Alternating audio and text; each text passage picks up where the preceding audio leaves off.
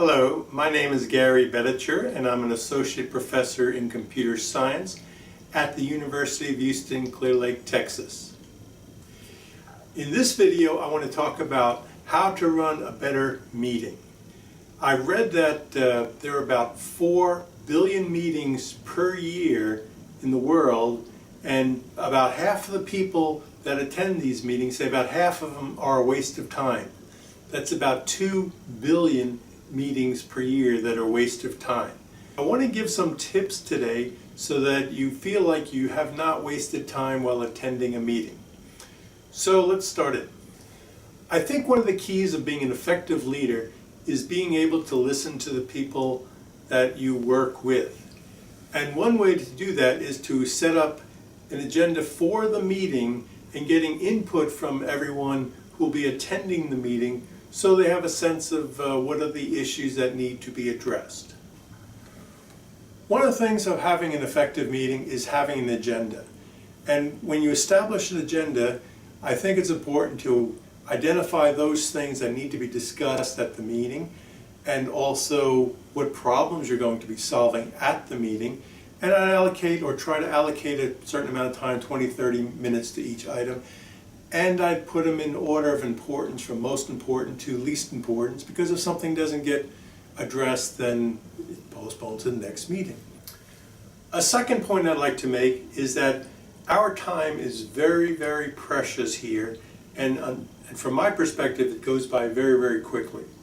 To that end, I would recommend starting the meeting on time as opposed to waiting and waiting and waiting for more people to attend.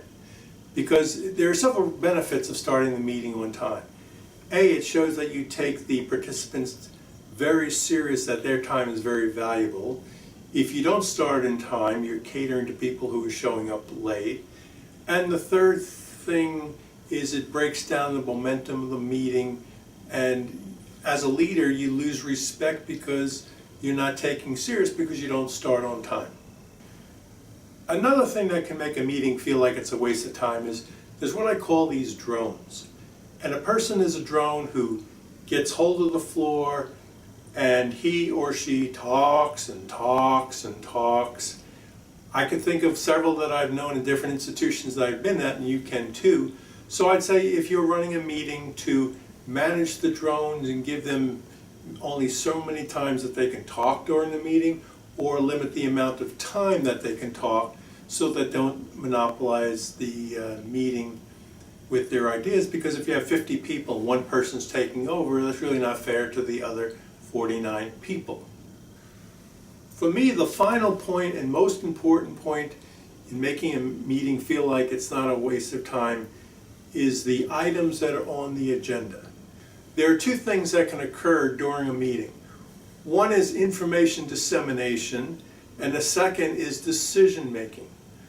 Personally, I've gone to meetings where it's just a lot of sharing of information that can be done via email, not necessarily needs to be done at a meeting, and that's nice, but no decisions are made.